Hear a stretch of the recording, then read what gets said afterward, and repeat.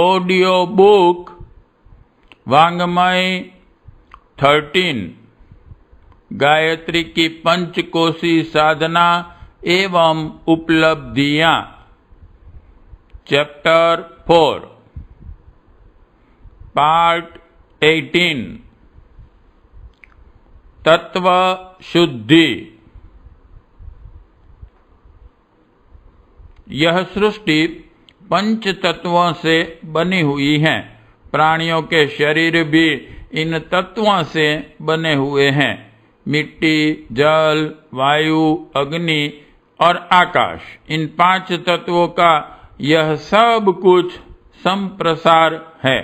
जितनी वस्तुएं दृष्टिगोचर होती हैं या इंद्रियों द्वारा अनुभव में आती हैं, उन सब की उत्पत्ति पंच तत्वों द्वारा हुई है। वस्तुओं का परिवर्तन, उत्पत्ति, विकास तथा विनाश इन तत्वों की मात्रा में परिवर्तन आने से होता है। यह प्रसिद्ध है कि जलवायु का स्वास्थ्य पर प्रभाव पड़ता है।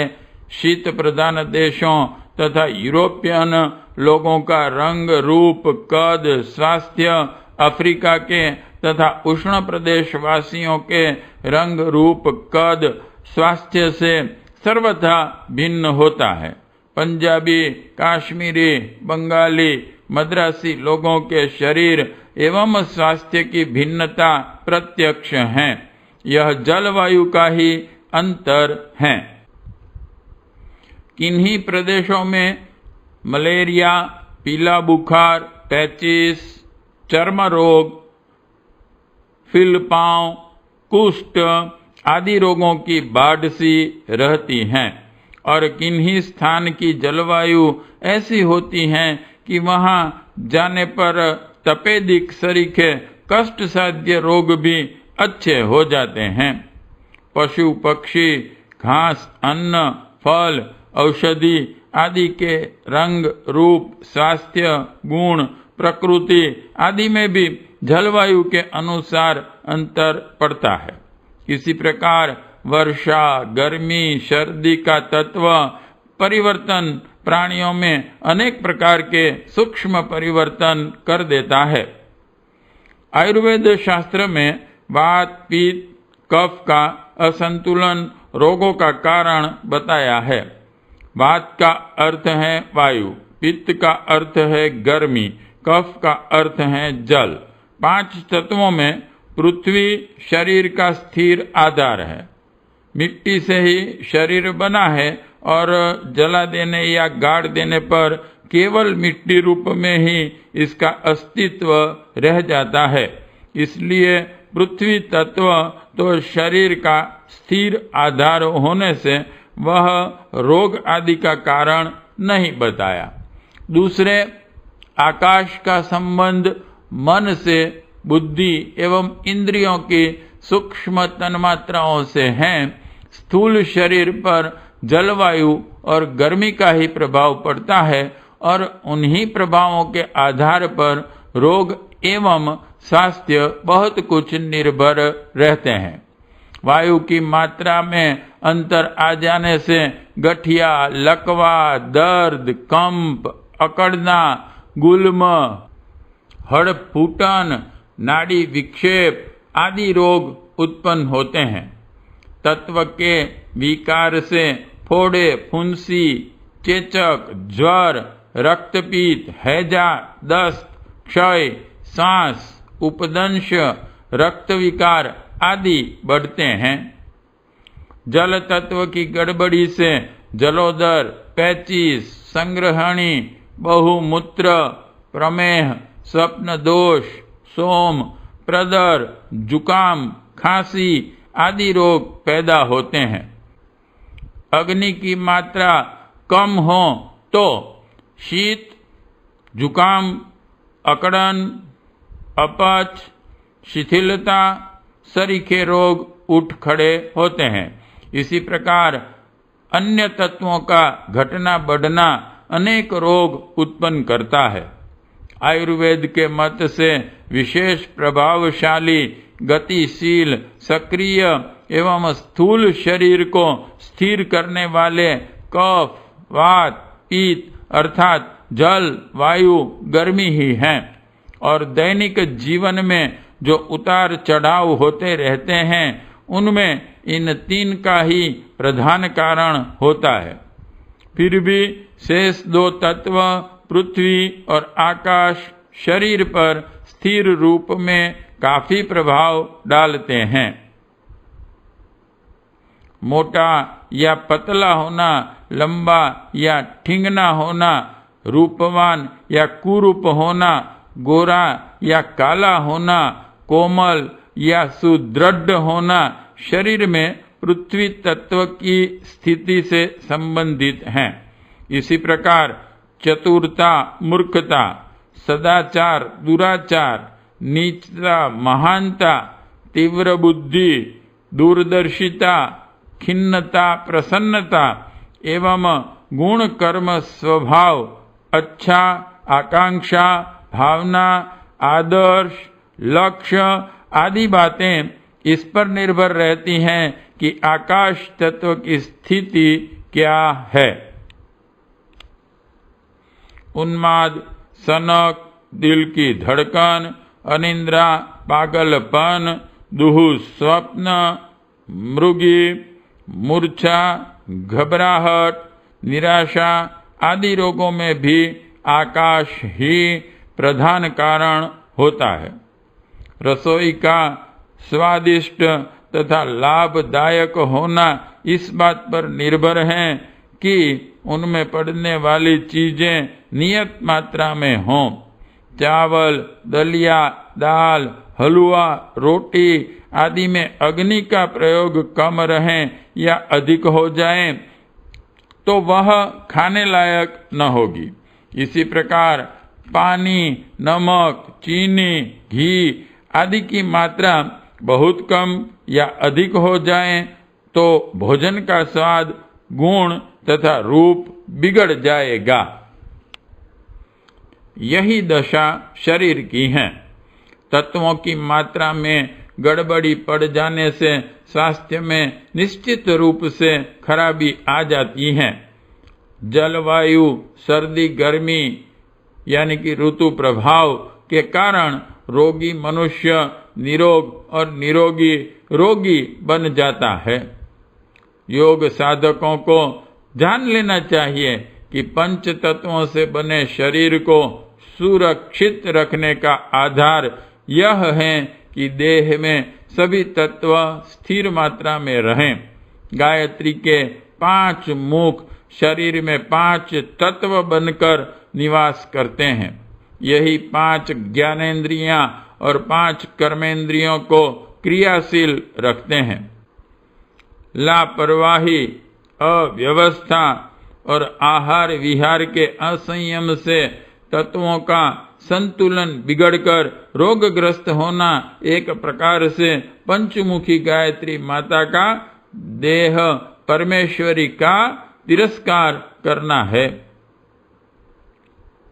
वेदांत शास्त्र में इन 5 तत्वों को आत्मा का आवरण एवं बंधन माना गया है।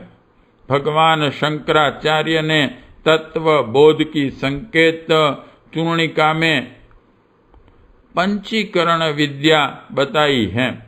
उनका कथन है कि बंधन से मुक्ति प्राप्त करने के लिए पहले हमें यह भली भांति जान लेना चाहिए कि यह संसार और कुछ नहीं, केवल पंचभूतों के परमाणुओं का इधर उधर उड़ते फिरना, संयुक्त और विमुक्त होते रहना मात्र है।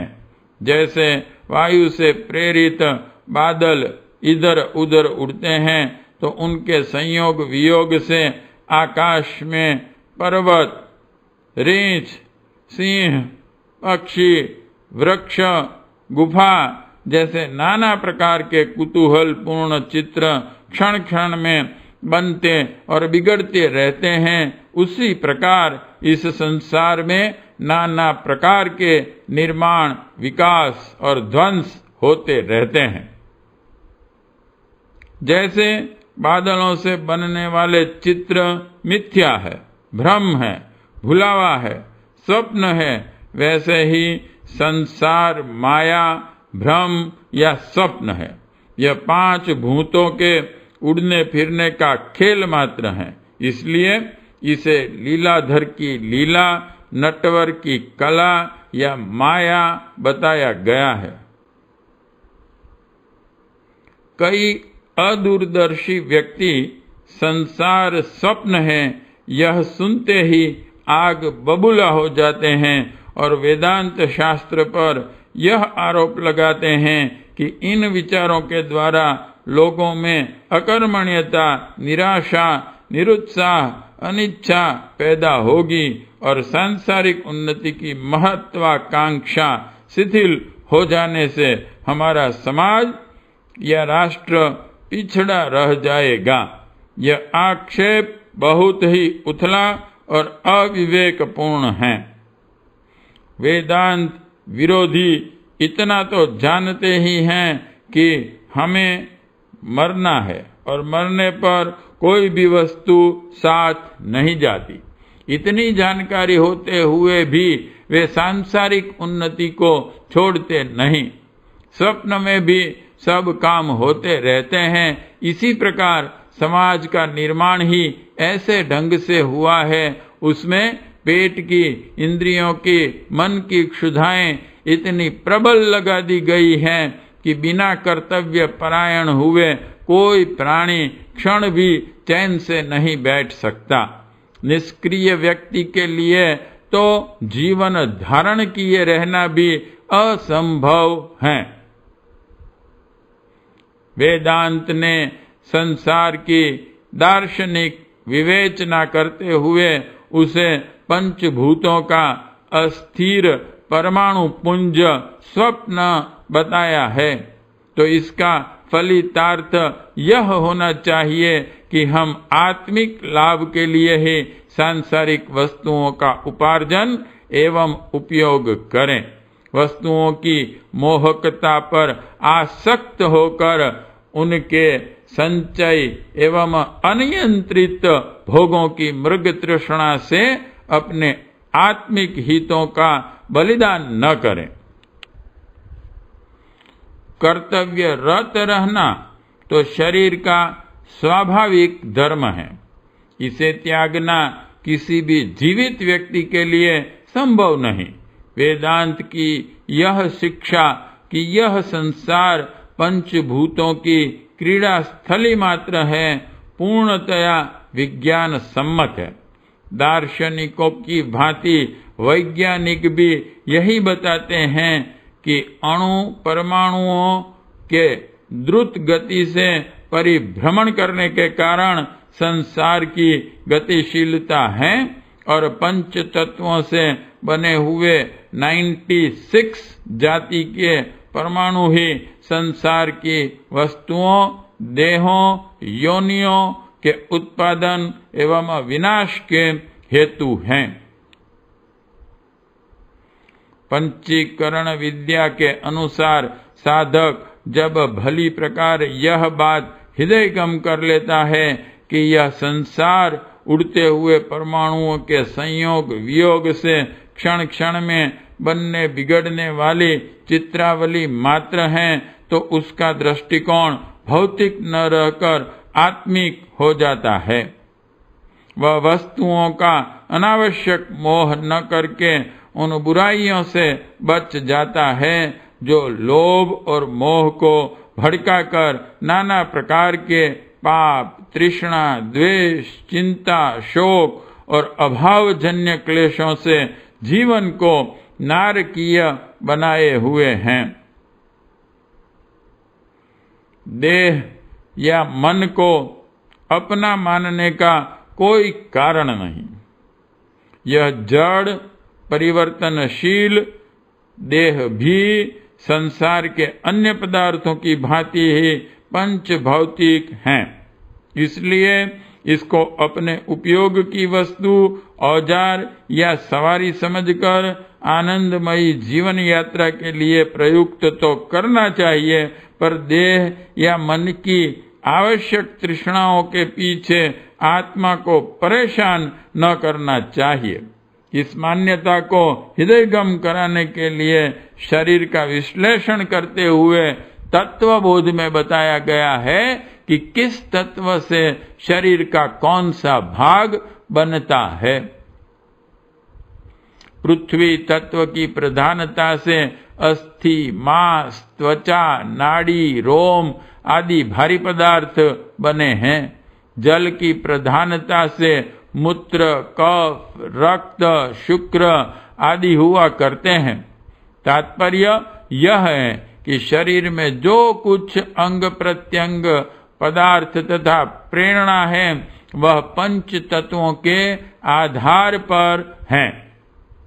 जब इस प्रपंच रूप संसार और पंचावरण शरीर में से अहम की मान्यता मिटाकर विश्वव्यापी चैतन्य आत्मा में अपने को परिव्याप्त मान लिया जाता है तो वह परिपूर्ण मान्यता ही मुक्ति बन जाती है। शरीर और संसार की पंच भौतिक सत्ता को प्रपंच शब्दों से संबोधित किया गया है और वेदांत शास्त्र में योग साधना का आदर्श है कि मैं और मेरा द्वैत छोड़कर केवल मैं का अद्वैत सीखो। विश्व में जो कुछ है वह मैं आत्मा हूँ, मुझसे भिन्न कुछ नहीं। यह मान्यता अद्वैत ब्रह्म को प्राप्त कर देती है। इसी बात को भक्ति मार्गी दूसरे शब्दों में कहते हैं, जो कुछ है तू है, मेरा अलग अपनत्व कुछ नहीं। दोनों ही मान्यताएं बिल्कुल एक हैं। भक्ति मार्ग और वेदांत में शब्दों के फेर के अतिरिक्त वस्तुतः कुछ अंतर नहीं है। अन्नमय कोश के परिमार्जन के लिए तीसरा उपाय तत्व शुद्धि है। स्थूल रूप से शरीर के पंच तत्वों को ठीक रखने के लिए जल, वायु, ऋतु, प्रदेश और वातावरण का ध्यान रखना आवश्यक है। सूक्ष्म रूप से पंचीकरण विद्या के अनुसार तत्व ज्ञान प्राप्त करके आत्म तत्व और अनात्म तत्व के अंतर को समझाते हुए प्रपंच से छुटकारा पाना चाहिए। तत्व शुद्धि के दोनों ही पहलू महत्वपूर्ण हैं। जिसे अपना अन्नमय कोश ठीक रखना है उसे व्यावहारिक जीवन में पंच तत्वों की शुद्धि संबंधी बातों का भी विशेष ध्यान रखना चाहिए। 1. जल तत्व। जल से शरीर और वस्त्रों की शुद्धि बराबर करता रहे। स्नान करने का उद्देश्य केवल मैल छुड़ाना नहीं वरन पानी में रहने वाली विशिवा नामक विद्युत से देह को सतेज करना एवं ऑक्सीजन, नाइट्रोजन आदि बहुमूल्य तत्वों से शरीर को सींचना भी है। सवेरे शौच जाने से 20-30 मिनट पूर्व एक गिलास पानी पीना चाहिए जिससे रात का अपच धुल जाए और शौच साफ हो। पानी को सदा घूंट घूंट कर धीरे धीरे दूध की तरह पीना चाहिए।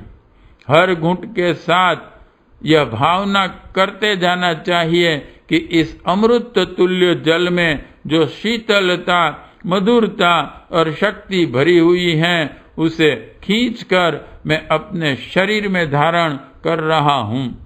इस भावना के साथ पिया हुआ पानी दूध के समान गुणकारक होता है। जिन स्थानों का पानी भारी, खारी, तेलिया, उथला, तालाबों का तथा हानिकारक हो वहां रहने पर अन्नमय कोश में विकार पैदा होता है। कई स्थानों में पानी ऐसा होता है कि वहाँ फिलपांव, नासूर, जलोदर, कुष्ठ, खुजली, मलेरिया, जुएं, मच्छर आदि का बहुत प्रसार होता है। ऐसे स्थानों को छोड़कर स्वस्थ, हल्के, सुपाच्य जल के समीप अपना निवास रखना चाहिए। धनी लोग दूर स्थानों से भी अपने लिए उत्तम जल मंगा सकते हैं। कभी कभी एनीमा द्वारा पेट चढ़ाकर आंतों की सफाई कर लेनी चाहिए। उससे संचित मलों से उत्पन्न विष पेट में से निकल जाते हैं और चित्त बड़ा हल्का हो जाता है। प्राचीन काल में बस्ती क्रिया योग का आवश्यक अंग थी। अब एनीमा यंत्र द्वारा यह क्रिया सुगम हो गई है। जल चिकित्सा पद्धति रोग निवारण एवं स्वास्थ्य संवर्धन के लिए बड़ी उपयुक्त है। डॉक्टर लुईक ने इस विज्ञान पर स्वतंत्र ग्रंथ लिखे हैं। उनकी बताई पद्धति से किए गए कटी स्नान, मेहन स्नान, मेरुदंड स्नान, गीली चादर लपेटना, कपड़े का पलस्तर आदि से रोग निवारण में बड़ी सहायता मिलती है। 2. अग्नि तत्व। सूर्य के प्रकाश के अधिक संपर्क में रहने का प्रयत्न करना चाहिए। घर की सभी खिड़कियां खुली रहनी चाहिए ताकि धूप और हवा खूब आती रहें। सवेरे की धूप नंगे शरीर पर लेने का प्रयत्न करना चाहिए। सूर्य ताप से तपाए हुए जल का उपयोग करना, भीगे बदन पर धूप लेना उपयोगी है।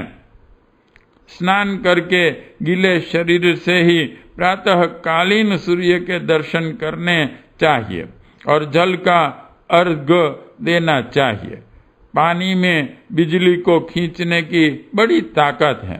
वर्षा ऋतु में बिजली का बहुत जोर रहता है। बादलों के जल के कारण आकाश में बिजली चमकती है। इलेक्ट्रिसिटी के तारों में भी वर्षा ऋतु में बड़ी तेजी रहती है।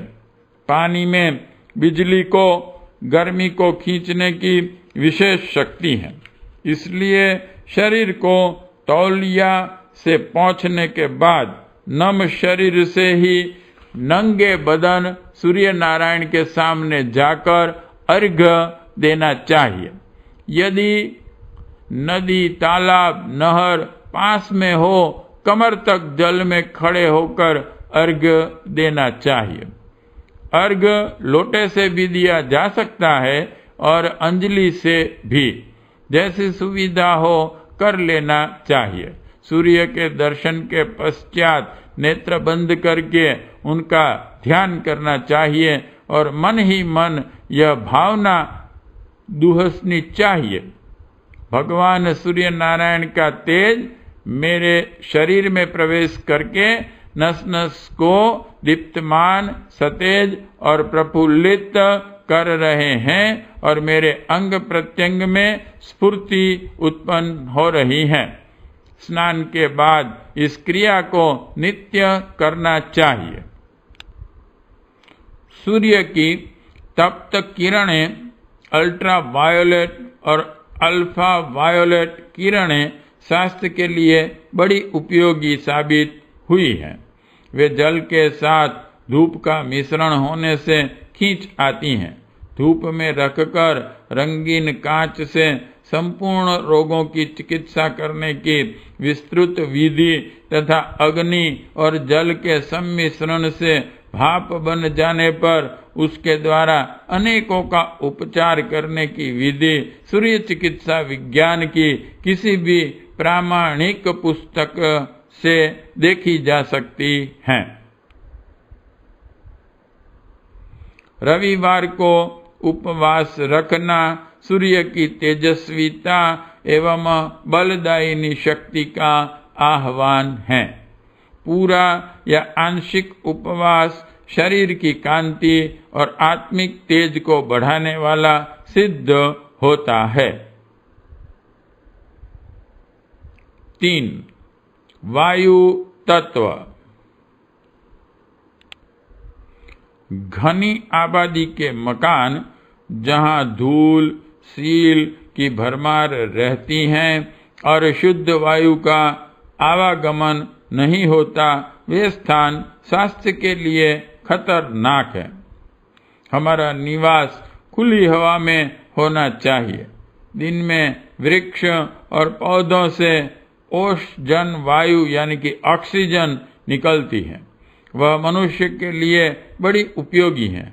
जहाँ तक हो सके वृक्ष पौधों के बीच अपना दैनिक कार्यक्रम करना चाहिए।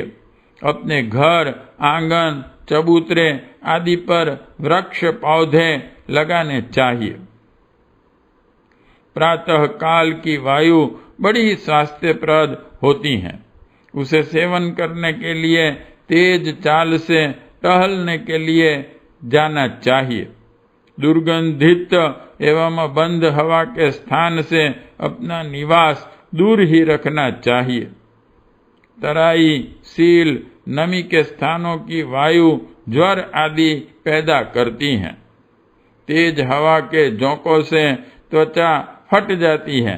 अधिक ठंडी या गर्म हवा से न्यूमोनिया या लू लगना जैसे रोग हो सकते हैं। इस प्रकार के प्रतिकूल मौसम से अपनी रक्षा करनी चाहिए। प्राणायाम द्वारा फेफड़ों का व्यायाम होता है और शुद्ध वायु से रक्त की शुद्धि होती है। इसलिए स्वच्छ एकांत स्थान में बैठकर नित्य प्राणायाम करना चाहिए। प्राणायाम की विधि इस प्रकार है। स्नान करने के उपरांत किसी एकांत स्थान में जाइए। समतल भूमि पर आसन बिछाकर पद्मासन से बैठ जाइए। मेरुदंड बिल्कुल सीधा रहे। नेत्रों को अधखुला रखिए। अब धीरे धीरे नाक द्वारा सांस खींचना आरंभ कीजिए और दृढ़ इच्छा शक्ति के साथ भावना कीजिए कि विश्वव्यापी महान प्राण भंडार में से मैं स्वास्थ्यदायक प्राण तत्व सांस के साथ खींच रहा हूँ और वह प्राण मेरे रक्त प्रवाह तथा समस्त नाड़ी तंतुओं में प्रवाहित होता हुआ सूर्य चक्र में सोलर प्लेक्सस अर्थात नाभि स्थान में इकट्ठा हो रहा है। इस भावना को ध्यान द्वारा चित्रवत मूर्तिमान रूप से देखने का प्रयत्न करना चाहिए। जब फेफड़ों को वायु से अच्छी तरह भर लो तो 10 सेकंड तक वायु को भीतर रोके रहें। रोकने के समय ऐसा ध्यान करना चाहिए कि प्राण तत्व मेरे अंग प्रत्यंगों में पूरित हो रहा है। अब वायु को नासिका द्वारा ही धीरे धीरे बाहर निकालो और निकालते समय ऐसा अनुभव करो कि शरीर के सारे दोष, रोग और विष वायु के साथ साथ निकाल बाहर किए जा रहे हैं। उपरोक्त प्रकार से आरंभ में 10 प्राणायाम करने चाहिए, फिर धीरे धीरे बढ़ाकर सुविधानुसार आधा घंटे तक कई बार इन प्राणायामों को किया जा सकता है। अभ्यास पूरा करने के उपरांत आपको ऐसा अनुभव होगा कि रक्त की गति तीव्र हो गई है और सारे शरीर की नाड़ियों में एक प्रकार की स्फूर्ति, ताजगी और विद्युत शक्ति दौड़ रही है। इस प्राणायाम को कुछ दिन लगातार करने से अनेक शारीरिक और मानसिक लाभों का स्वयं अनुभव होगा। हवन करना। अग्नि तत्व के संयोग से हवन वायु को शुद्ध करता है। जो वस्तु अग्नि में जलाई जाती हैं वह नष्ट नहीं होती, वरन सूक्ष्म होकर वायुमंडल में फैल जाती हैं। भिन्न भिन्न वृक्षों की समिधाओं एवं हवन सामग्रियों में अलग अलग गुण हैं। उनके द्वारा ऐसा वायुमंडल रखा जा सकता है जो शरीर और मन को स्वस्थ बनाने में सहायक हो। किस समिधा और किन किन सामग्रियों से किस विधान के साथ हवन करने का क्या परिणाम होता है, इसका विस्तृत विधान बताने के लिए गायत्री यज्ञ विधान लिखा गया है। गायत्री साधकों को तो अपने अन्नमय कोश की वायु शुद्धि के लिए कुछ हवन सामग्री बनाकर रख लेनी चाहिए, जिसे धूपदानी में थोड़ी थोड़ी जलाकर उससे अपने निवास स्थान की वायु शुद्ध करते रहना चाहिए। चंदन चूरा, देवदारू, जायफल, इलायची, जावंत्री, अगर तगर, कपूर, छार छबीला, नागर मोथा, खस, कर्पूर, कचरी तथा मेवाएं, जौ कूट करके थोड़ा घी और शक्कर मिलाकर धूप बन जाती हैं। इस धूप की बड़ी मनमोहक एवं स्वास्थ्यवर्धक गंध आती है। बाजार से भी कोई अच्छी अगरबत्ती या धूप बत्ती लेकर काम चलाया जा सकता है। साधना काल में सुगंध की ऐसी व्यवस्था कर लेना उत्तम है। सांस मुंह से नहीं, सदा नाक से ही लेना चाहिए। कपड़े से मुंह ढककर नहीं सोना चाहिए और किसी के मुंह के इतना पास नहीं होना चाहिए कि उसकी छोड़ी हुई सांस अपने भीतर जाए। धूली, धुआं और दुर्गंध भरी अशुद्ध वायु से सदा बचना चाहिए। 4. पृथ्वी तत्व। शुद्ध मिट्टी में विष निवारण की अद्भुत शक्ति होती है। गंदे हाथों को मिट्टी से मांजकर शुद्ध किया जाता है। प्राचीन काल में ऋषि मुनि जमीन खोदकर गुफा बना लेते थे और उसमें रहा करते थे। इससे उनके स्वास्थ्य पर बड़ा अच्छा असर पड़ता था। मिट्टी उनके शरीर के दूषित विकारों को खींच लेती थी। साथ ही भूमि से निकलने वाले वाष्प द्वारा देह का पोषण भी होता रहता था। समाधि लगाने के लिए गुफाएं उपयुक्त स्थान समझी जाती हैं, क्योंकि चारों ओर मिट्टी से घिरे होने के कारण शरीर को सांस द्वारा ही बहुत सा आहार प्राप्त हो जाता है और कई दिनों तक भोजन की आवश्यकता नहीं पड़ती या कम भोजन से काम चल जाता है।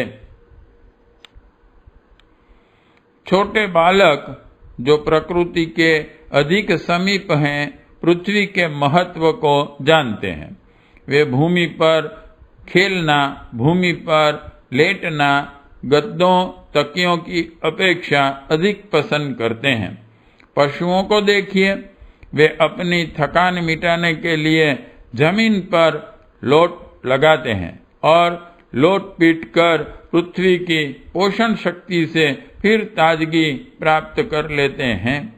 तीर्थ यात्रा एवं धर्म कार्यों के लिए नंगे पैरों चलने का विधान है। तपस्वी लोग भूमि पर शयन करते हैं। इन प्रथाओं का उद्देश्य धर्म साधनों के नाम पर पृथ्वी की पोषक शक्ति द्वारा साधकों को लाभान्वित करना ही है। पक्के मकानों की अपेक्षा मिट्टी के झोंपड़ों में रहने वाले सदा अधिक स्वस्थ रहते हैं। मिट्टी के उपयोग द्वारा स्वास्थ्य सुधार में हमें बहुत सहायता मिलती है। निर्दोष पवित्र भूमि पर नंगे पांव टहलना चाहिए। जहाँ छोटी छोटी हरी घास उग रही हो वहां टहलना तो और भी अच्छा है। पहलवान लोग चाहे वो अमीर ही क्यों न हो, रुई के गद्दों पर कसरत करने की अपेक्षा मुलायम मिट्टी के अखाड़ों में ही व्यायाम करते हैं, ताकि मिट्टी के अमूल्य गुणों का लाभ उनके शरीर को प्राप्त हो। साबुन के स्थान पर पोतनी या मुल्तानी मिट्टी का उपयोग भी किया जा सकता है। यह मैल को दूर करेगी, विष को खींचेगी और त्वचा को कोमल, ताजा, चमकीला और प्रफुल्लित कर देगी। मिट्टी शरीर पर लगाकर स्नान करना एक अच्छा उबटन है। गर्मी के दिनों में उठने वाली मटोरियां और फुंसियां दूर हो जाती हैं। सिर के बालों को मुल्तानी मिट्टी से धोने का रिवाज अभी तक मौजूद है।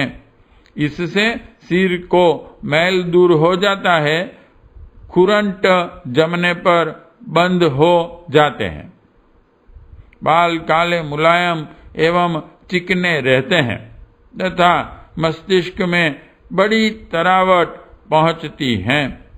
हाथ साफ करने और बर्तन मांजने के लिए मिट्टी से अच्छी और कोई चीज नहीं है। फोड़े, फुंसी, दाद, खाज, गठिया, जहरीले जानवरों के काटने, सूजन, जख्म, गिल्टी, नासूर, दुखती हुई आंखों, कुष्ठ, उपदंत, रक्त विकार आदि रोगों पर गीली मिट्टी बांधने से आश्चर्यजनक लाभ होता है। डॉक्टर लुई कू ने अपने जल चिकित्सा में मिट्टी की पट्टी के अनेक उपचार लिखे हैं। चूल्हे की जली हुई मिट्टी से दांत मांजने, नाक के रोगों में मिट्टी के ढेले पर पानी डालकर सुंघाड़ने, लू लगने पर पैरों के ऊपर मिट्टी थोप लेने की विधि से सब लोग परिचित हैं। किसी स्थान पर बहुत समय तक मलमूत्र डालते रहें तो डालना बंद कर देने के बाद भी बहुत समय तक वहां दुर्गंध आती रहती है। कारण यह है कि भूमि में शोषण शक्ति है, वह पदार्थों को सोख लेती हैं और उसका प्रभाव बहुत समय तक अपने अंदर धारण किए रहती हैं। पृथ्वी की सूक्ष्म शक्ति लोगों के सूक्ष्म विचारों और गुणों को सोख कर अपने में धारण कर लेती हैं। जिन स्थानों पर हत्या, व्यभिचार, जुआ आदि दुष्कर्म होते हैं, उन स्थानों का वातावरण ऐसा घातक हो जाता है कि वहां जाने वालों पर उनका प्रभाव पड़े बिना नहीं रहता। स्मशान भूमि जहां अनेक मृत शरीर नष्ट हो जाते हैं, अपने में एक भयंकरता छिपाए बैठी रहती हैं। वहां जाने पर एक विलक्षण प्रभाव मनुष्य पर पड़ता है। अनेक तांत्रिक साधना तो ऐसी हैं जिनके लिए केवल मात्र मरघट का वातावरण ही उपयुक्त होता है। भूमिगत प्रभाव से गायत्री साधकों को लाभ उठाना चाहिए। जहाँ सत्पुरुष रहते हैं, जहाँ स्वाध्याय, सद्विचार, सत्कार्य होते हैं, वे प्रत्यक्ष तीर्थ हैं। उन स्थानों का वातावरण साधक की सफलता में बड़ा लाभदायक होता है। जिन स्थानों में किसी समय में कोई अवतार या दिव्य पुरुष रहे हैं, उन स्थानों की प्रभाव शक्ति या तपस्वी बहुत काल तक रहे हैं, वह स्थान सिद्धपीठ बन जाते हैं और वहां रहने वालों पर अनायास ही अपना प्रभाव डालते हैं। सूक्ष्मदर्शी महात्माओं ने देखा है कि भगवान कृष्ण की प्रत्यक्ष लीला तरंगे अभी तक ब्रज भूमि में बड़ी प्रभावपूर्ण स्थिति में मौजूद हैं। तीर्थवासियों के दूषित चित्तों के बावजूद इस भूमि की प्रभाव शक्ति अब भी बनी हुई है और साधक को उसका स्पर्श होते ही शांति मिलती है।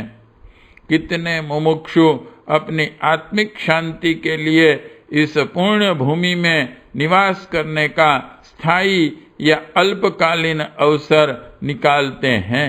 कारण यह है कि क्लेश युक्त वातावरण के स्थान में जितने श्रम और समय में जितनी सफलता मिलती है, उसकी अपेक्षा पूर्ण भूमि में वातावरण में कहीं जल्दी और कहीं अधिक लाभ होता है।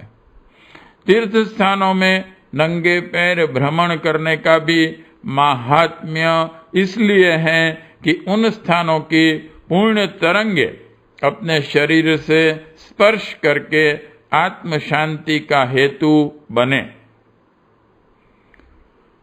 पृथ्वी तत्व के शोधन में प्रतिदिन प्रातः काल नंगे पैरों टहलने से पैर और पृथ्वी का संयोग होता है। उससे पैरों के द्वारा शरीर के विष खींचकर जमीन में चले जाते हैं और ब्रह्म मुहूर्त में जो अनेक आश्चर्यजनक गुणों से युक्त वायु पृथ्वी में से निकलती है, उसको शरीर सोख लेता है।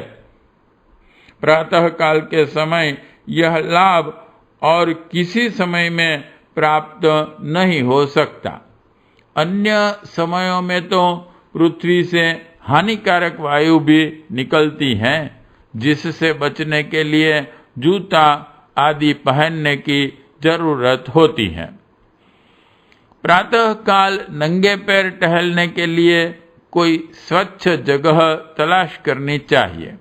हरी घास भी जहाँ हो वहाँ तो और भी अच्छा। घास के ऊपर जमी हुई नमी पैरों को ठंडा करती है। वह ठंडक मस्तिष्क तक पहुँचती है। किसी बगीचे, पार्क, खेल या अन्य ऐसे ही साफ स्थान में प्रतिदिन नंगे पांव कम से कम आधा घंटा नित्य टहलना चाहिए। साथ ही यह भावना करते चलना चाहिए, पृथ्वी की जीवनी शक्ति को मैं पैरों द्वारा खींचकर अपने शरीर में भर रहा हूँ और मेरे शरीर में विषों को पृथ्वी खींचकर मुझे निर्मल बना रही है। यह भावना जितना ही बलवती होगी, उतना ही लाभ अधिक होगा।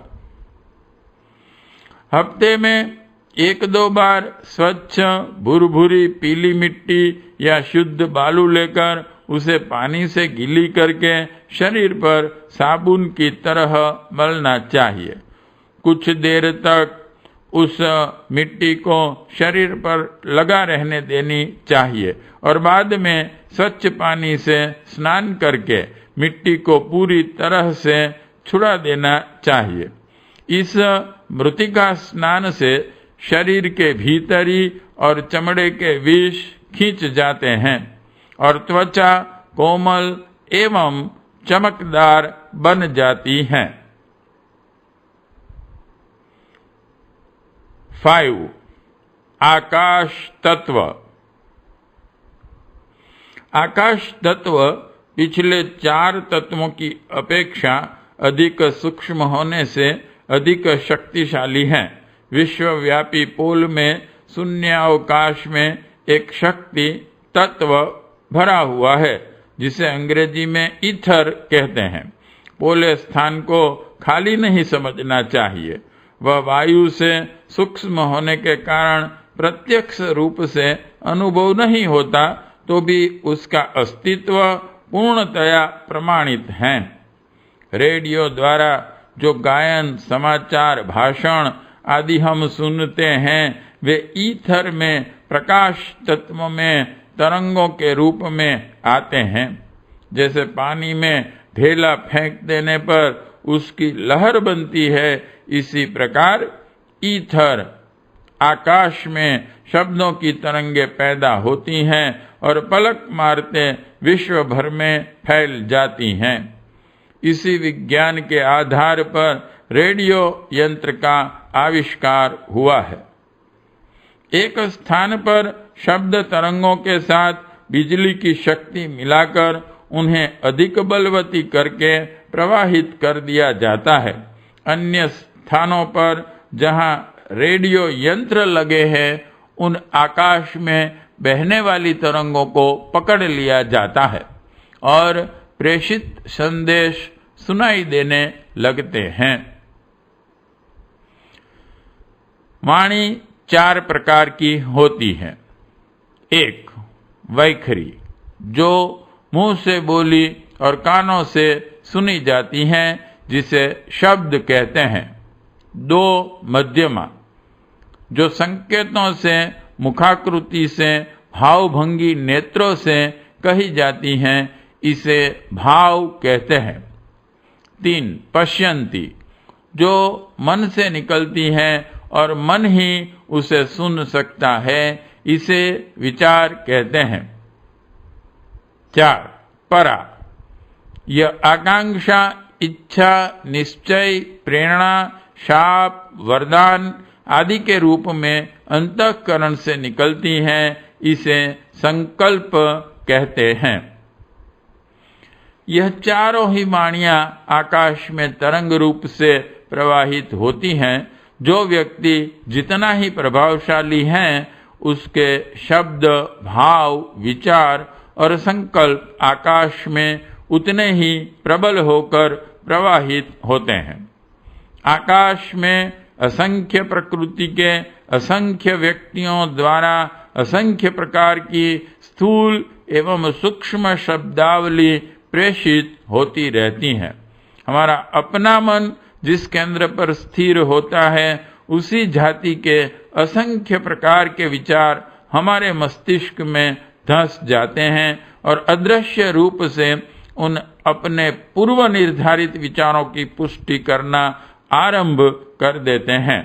यदि हमारा अपना विचार व्यभिचार करने का हो, तो असंख्य व्यभिचारियों द्वारा आकाश में प्रेषित किए गए वैसे ही शब्द, भाव, विचार और संकल्प हमारे ऊपर बरस पड़ते हैं और वैसे ही उपाय, सुझाव, मार्ग बताकर उसी और प्रोत्साहित कर देते हैं।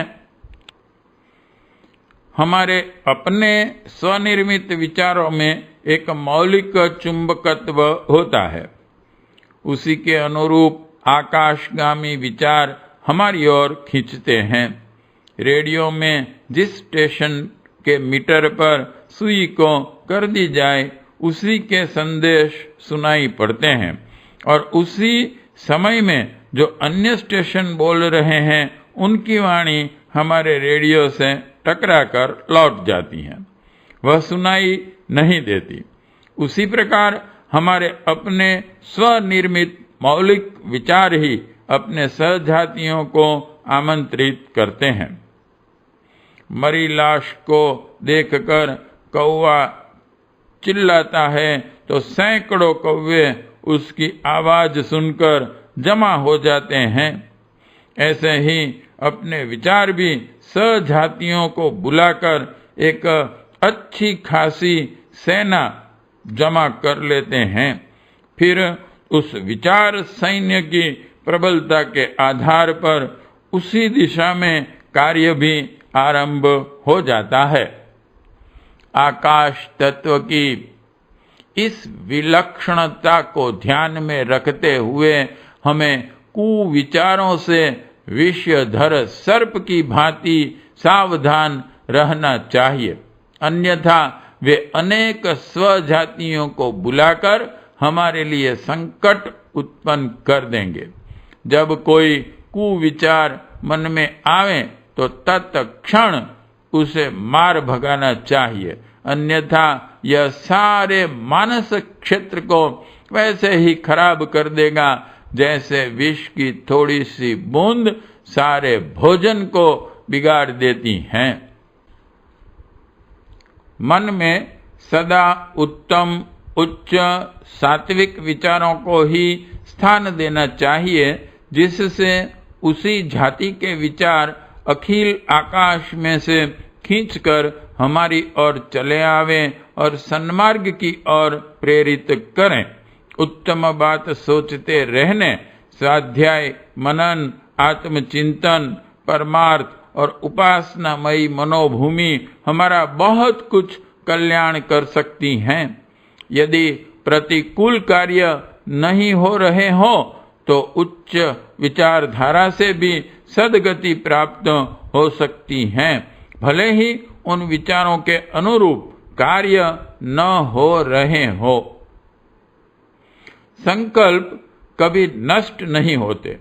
पूर्व काल में ऋषि मुनियों के, महापुरुषों के जो विचार, प्रवचन एवं संकल्प थे, वे अब भी आकाश में गूंज रहे हैं। यदि हमारी मनोभूमि अनुकूल हो तो उन दिव्य आत्माओं का पथ प्रदर्शन एवं सहारा भी हमें अवश्य प्राप्त होता रहेगा।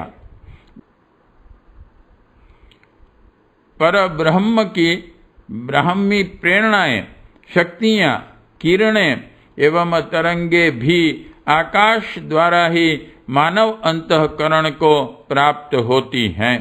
दैवी शक्तियां ईश्वर की विविध गुणों वाली किरणें ही तो हैं। आकाश द्वारा मन के माध्यम से उनका अवतरण होता है। शिव जी ने आकाश वाहिनी गंगा को अपने सिर पर उतारा था, तब वह पृथ्वी पर बही थी। ब्रह्म की सर्वप्रधान दिव्य शक्ति आकाश वाहिनी गायत्री गंगा को साधक सबसे पहले अपने मनः क्षेत्र में उतारता है। यह अवतरण होने पर ही जीवन के अन्य अंगों में वह पतित पावनी पुण्य धारा प्रवाहित होती हैं। शरीर में मन या मस्तिष्क आकाश का प्रतिनिधि है। उसी में आकाशगामी परम कल्याणक तत्वों का अवतरण होता है। इसलिए साधक को अपना मनः क्षेत्र ऐसा शुद्ध, परिमार्जित, स्वस्थ एवं सचेत रखना चाहिए जिससे गायत्री का अवतरण बिना किसी कठिनाई के हो सके। आकाश तत्व में से लाभदायक तत्वों, तरंगों एवं सद्विचारों को आकर्षित करने के लिए प्राणायाम के बाद का समय ठीक है। एकांत स्थान में किसी नरम बिछौने पर चित्त होकर लेट जाओ या आराम कुर्सी पर पड़े रहो अथवा मसंद या दीवार का सहारा लेकर शरीर को बिल्कुल ढीला कर दो। नेत्रों का बंद करके अपने चारों ओर नीले आकाश का ध्यान करो।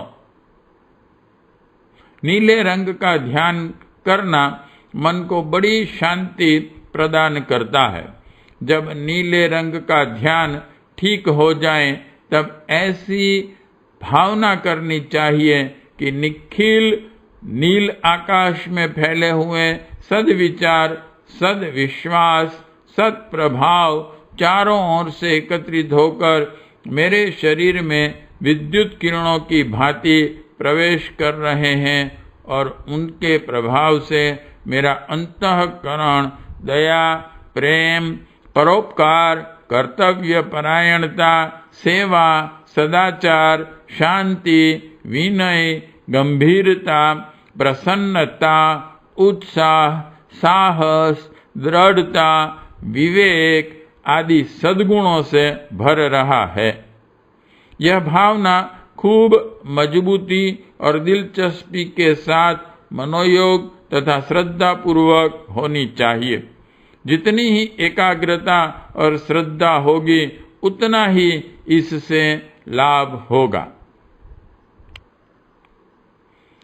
आकाश तत्व की इस साधना के फल स्वरूप अनेक सिद्ध महात्मा, सत्पुरुष, अवतार तथा देवताओं की शक्तियां आकर अपने प्रभाव डालती हैं और मानसिक दुर्गुणों को दूर करके श्रेष्ठतम सद्भावनाओं का बीज जमाती हैं। सद्भावों के कारण ही यह लोक और परलोक आनंदमय बनता है। यह तथ्य बिल्कुल निश्चित और स्वयं सिद्ध है। उपरोक्त 5 तत्वों की साधनाएं देखने में छोटी और सरल है तो भी इनका लाभ अत्यंत विशद है। नित्य 5 तत्वों का जो साधन कर सकते हैं वे इन सब को करें। जो 5 को एक साथ न कर सकते हों वे एक एक 2 करके किया करें। कौन सा साधन पहले कौन सा पीछे यह भी अपनी अपनी सुविधा के ऊपर निर्भर है। जिन्हें प्रतिदिन करने की सुविधा न हो वे सप्ताह में 1 या 2 दिन के लिए भी अपना कार्यक्रम निश्चित रूप से चलाने का प्रयत्न करें। रविवार के व्रत के दिन भी इन 5 साधनों को पूरा करते रहें तो भी बहुत लाभ होगा। नित्य प्रति नियमित रूप से अभ्यास करने वालों को तो शारीरिक और मानसिक लाभ इससे बहुत अधिक होता है। पाठ 18 समाप्त।